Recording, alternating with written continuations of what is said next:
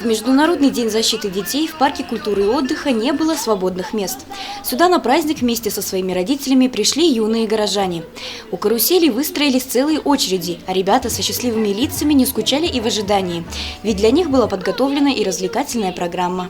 Первый летний день традиционно отмечается День защиты детей. И в нашем городе силами администрации городского округа город Сибай, отделом культуры, Центр народной культуры, парк культуры, группа мамочек организовали замечательный праздник на территории парка культуры, где для детей замечательные развлекательные игры, концерт, работают карусели.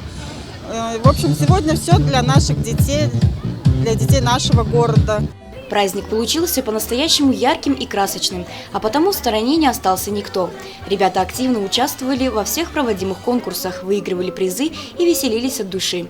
Родители же смогли немного отдохнуть от повседневности и порадоваться за своих детей.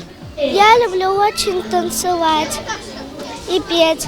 Сегодняшний очень веселый праздник. У меня внучка прямо так рада, что они такой праздник устроили. Молодцы, прямо спасибо.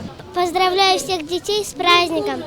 Праздничные мероприятия в парке длились с самого утра и до позднего вечера. Шла активная торговля, без дела не простаивали и аттракционы.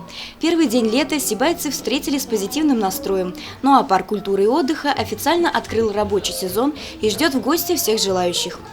Евдокия Титаренко, Данила Либаев, Олег Кадыров, Гульгина Раскильдина, телекомпания СТВ.